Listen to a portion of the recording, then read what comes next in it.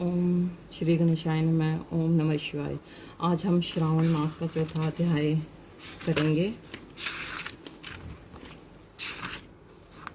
कृपया ध्यान से सुनना। धारण पारण व्रत। भगवान शंकर ने ब्रह्मा पुत्र से कहा, हे ऋषिवर, अब मैं तुम्हें धारण पारण व्रत के बारे में बताऊंगा। पूर्व प्रतिपदा तिथि को पुण्याह वाचन करवाने के बाद मेरा व्रत धारण करना चाहिए। एक दिन धारण और दूसरे दिन उसका पारण करना चाहिए। धारण में उपवास तथा पारण में भोजन विहित है। मास की समाप्ति पर उद्यापन करना चाहिए। श्रावण मास की समाप्ति पर कीर्तन, पुण्याह वचन कराकर आचार्य तथा दूसरे ब्राह्मणों का वर्ण करना चाहिए। शंकर पार्वती की सोने की प्रतिमा को घट के ऊपर स्थापित करना चाहिए। रात्रि में भक्ति पूर्वक शिव महापुराण का श्रवण कीर्तन आदि करके रात्रि जागरण करना चाहिए।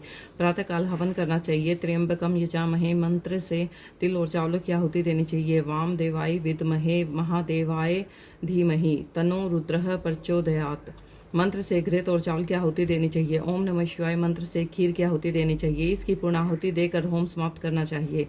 ब्राह्मणों को भोजन कराना चाहिए और आचार्य का पूजन करना चाहिए। इस प्रकार व्रत को पूर्ण करने से ब्रह्म हत्या आदि पापों से मनुष्य मुक्त हो जाता है। इसमें लेश मात्र भी संदेह नहीं है। हे सनत कुमार, अब तुम श्रावण मास में उपवास की विधि सुनो।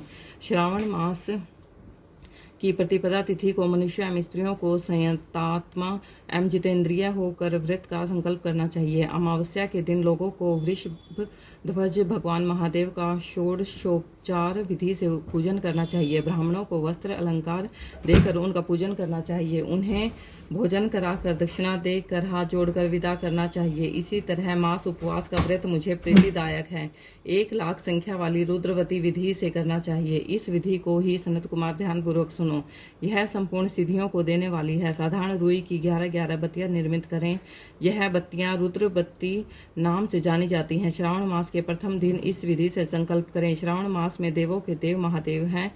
मैं भक्तिपूर्वक गौरीश की 1,00,000 बत्तियों से आरती करूंगा। यह संकल्प कर प्रतिदिन 1,000 बत्तियों द्वारा पूजन करना चाहिए। व्रत की समाप्ति पर 71,000 बत्तियों से आरती करनी चाहिए या प्रतिदिन 3,000 बत्तियों से आरती कर अंतिम दिन 13,000 बत्तियों से आरती करनी चाहिए या एक ही दिन में 1,00,000 बत्तियों से आरती करनी चाहिए। यह बत्तियां मुझे सबसे अधिक प्रिय हैं।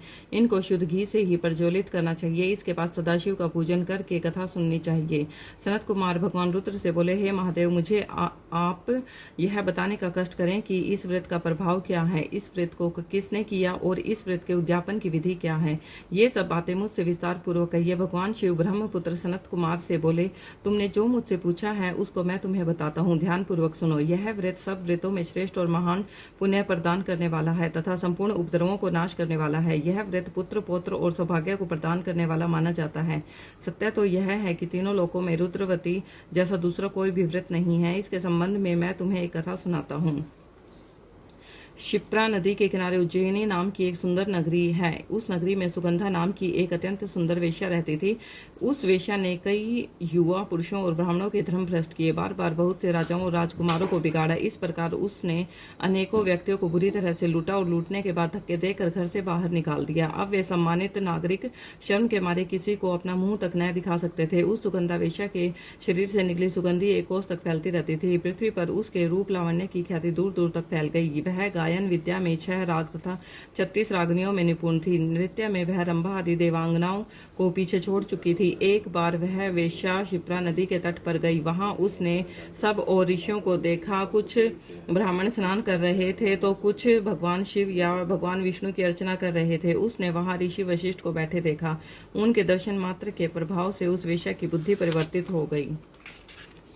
उसका मन वेश्या के जीवन तथा विषयों से हट गया। वह वेश्या महर्षि वशिष्ठ के चरणों में गिरकर अपने पाप कर्मों के नाश का उपाय पूछने लगी। सुगंधा वेश्या ने कहा, प्रभु, मैंने आज तक बहुत पाप किए हैं। आप मुझे उन पापों से छुटकारा दिलाने का कोई उपाय बताइए। महर्षि वशिष्ठ उस वेश्या की बात सुनकर बोले, तुम मेरी बात ध्यानपूर्वक सुनो। तेरे पापों का नाश जिस पुण्य के करने से होगा वह सब उपाय तुम्हें मैं बताता हूँ।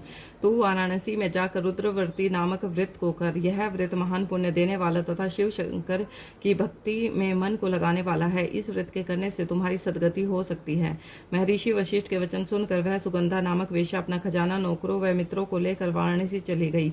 उसने महर्षि वशिष्ठ द्वारा बताए व्रत को विधि विधान सहित किया, जिसके फलस्वरूप वह वेश्या पंच भौतिक शरीर को त्याग कर भगवान शंकर के शरीर में विलीन हो गई। जो भी स्त्री इस व्रत को जिस इच्छा को लेकर करती है उसे वह अवश्य प्राप्त होती है। हे सनत कुमार, अब तुम मणिक व्रतियों का महत्व सुनो। मणिक व्रतियों का व्रत करने से स्त्री मेरे अर्धासन की भागीदार बन जाती है। वह स्त्री महाप्रलयांत तक मेरी प्रिया होकर निवास करती है। अब मैं तुम्हें इस व्रत की पूर्ति के लिए इसकी व्रतोद्यापन विधि बताता हूँ। इस व्रत को करने वाली स्त्री पार्वती सहित शंकर की प्रतिमा स्थापित करे। शिव पार्वती की प्रतिमा स्वर्ण की बनी होनी चाहिए तथा वृषभ की प्रतिमा चांदी की बनी होनी चाहिए। यथा विधि पूजन करके रात्रि जागरण करे, प्रातः काल नदी में जाकर स्नान करे, भक्ति पूर्वक आचार्य का वर्ण करे तथा 11 ब्राह्मणों के द्वारा घी पायस एम्बेल पत्रों से हवन करना चाहिए अथवा रुद्र सूक्त, रुद्र गायत्री या मूल मंत्र द्वारा हवन कराना चाहिए। पूर्णाहुति कर आचार्य आदि की पूजा करके 11 ब्राह्मणों को जोड़े सहित भोजन कराना चाहिए। इस प्रकार जो भी स्त्री व्रत पूरा करती है वह सब संपूर्ण पापों से मुक्त हो जाती है। स्थापित सामग्री घट, शिव पार्वती प्रतिमा आदि आचार्य को समर्पित करनी चाहिए। इस व्रत को करने वाली स्त्री व उसके पति को 1000 अश्वमेध यज्ञ के फल की प्राप्ति होती है। ओम नमः शिवाय, ओम नमः शिवाय, ओम नमः शिवाय।